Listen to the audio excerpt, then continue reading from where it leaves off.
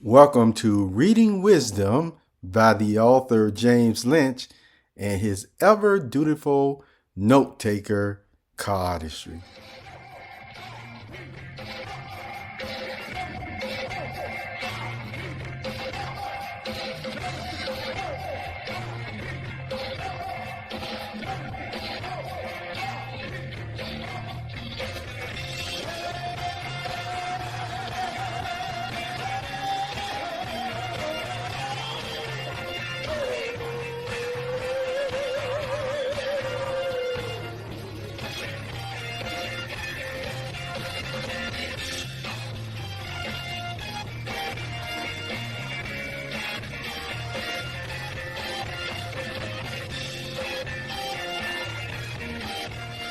Welcome, perceptive readers, to this next reading wisdom of Babylon 5. This is number 4.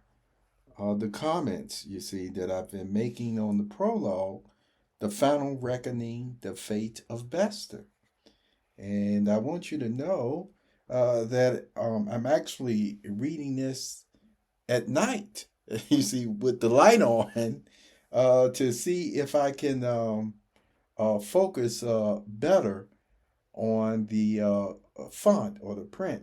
As I told you before, that it's not it's not a large size print at all in this book, and so I want you to know that as I conclude with the prologue, if you want me to continue reading the rest of the book, then please make your comments at buymeacoffee.com/James Poeartistry, and I will strongly consider it because it actually does take extra effort to read the print on this level from this book, you see. Yet, if someone wants me to do it and they make a comment that they would like to see me read more out of it, as I said, I will strongly consider it. I will strongly consider it. I do still have some other nice things going on with the Reading Wisdom series. Thought I'll let you know that I know that you will enjoy, and I will enjoy it. And I'll still continue to read even the other topics that, has led us into it in the first place. So anyway, let's pick up um, with the interests of Bester, okay? So here we go. Alfred Bester considered the dead man and shot him again in the head. You could never be too sure. Then he moved quickly to the hallway. Their teammate Cortez was already dead of a seizure, lying at the bottom of the shaft. According to what he had gleaned from Begay, that left only two, both P12s, he looked back at the corpse and shook his head sadly. Why did they insist on sending these children after him? Maybe the other two would present more of a challenge, but they didn't.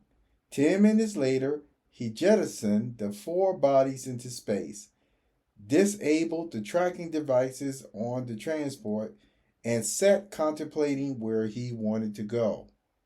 Michael Garibaldi woke with a dry mouth, blurred vision, and a serious sense of disorientation. He cracked one eye and saw a blinking red light. He put it together with the insistent breathe that had disturbed his sleep, but couldn't figure out what it meant. He sat up and his body protested. It was a sickening, familiar sensation, one he had hoped and sworn and prayed he would never feel again. God, you stupid. He was talking to himself. Not a good sign. He couldn't remember drinking, not even one drink, but that was how it was sometimes with blackouts. His heart was pounding. He couldn't do this again. He couldn't. Then the details of the day before started to return. He remembered a morning full of pushing paper, lunch with that smug CEO from Amtech, then racquetball with the same little smartass beat him too. More pushing paper, a call from Liz, who was on Earth for business, a movie with his daughter, another movie without her, then bad time. Everything accounted for, no drinks. The noise hadn't stopped, but at least he realized what it was now. It was his red line comlink, which meant it was important. The clock on it solemnly and silently informed him that it was 5 a.m. Martian Standard Time, February 15th, 2271. Like the months on Earth had anything to do with Mars. Wasn't there some legislation in the works to do something about that? 5 o'clock? He hit the switch. Yeah, Garibaldi. This better be so good. It's about Bester, sir. The voice was Jim Hendershot, his head of very special security. Is he close enough for me to shoot? No, sir. Call back in 5 minutes. If it was about Bester, he needed to be a little more alert than this. He went to his bedroom, splashed some water on his face, and looked in the mirror. There he saw the same handsome guy who had been looking at him for 50-odd years. Some gray in the eyebrows and beard, sure, but he didn't look hungover. Racquetball, that was it, wasn't it? Sheesh! Was he that old, that out of shape, that a game of racquetball against some 25-year-old punk left him feeling like he had been on a 2-week bender? That was almost more depressing than the prospect that he was in the bottom of a bottle again. Almost. He got a cup of coffee and settled down in front of the link. Hendershot called back, right on time. Tell me you got him, Garibaldi said. Sorry, boss. He wasn't at his asteroid hidey-hole. I paid damn good money for that information.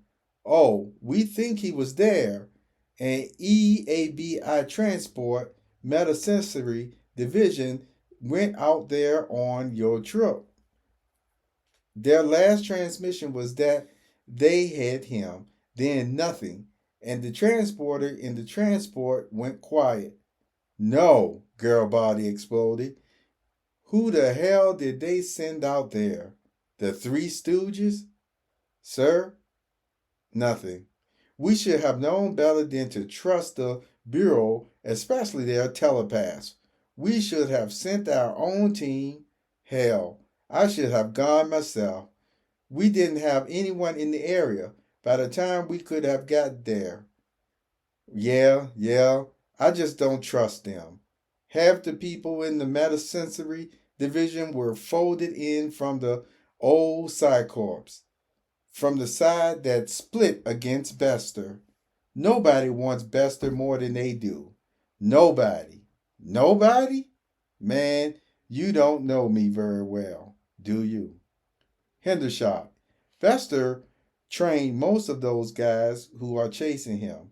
He knows everything about them, and I don't doubt he still has men on the inside. I don't doubt it for a second. Old Psycorps, no Psycorps, rotten to the corpse. You can't trust telepaths, not when it comes to one of their own. He put his head in his hands and smoothed back hair that wasn't there. It had been receding since he was 20, and he had finally figured, why wait, beat it to the punch. Now he had almost grown into it.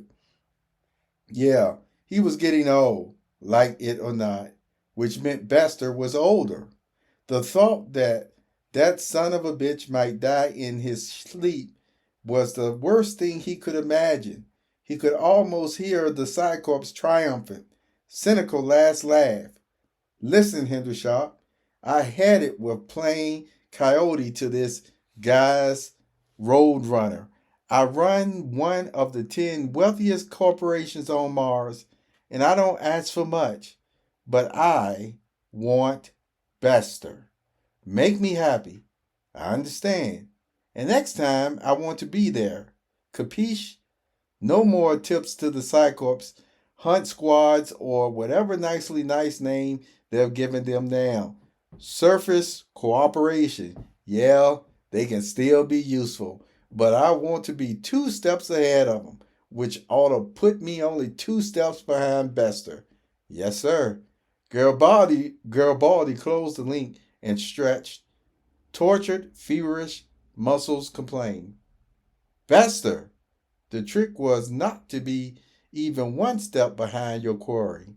The trick was to figure out where he was going and be 1 step ahead. To do that, you had to know what he wanted. He stood and went to the window, opened the metal shield so he could see the beautiful stark landscape of Mars. The sun stood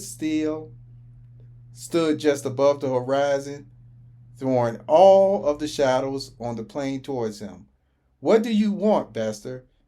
He asked, gazing still dark sky. What do you want?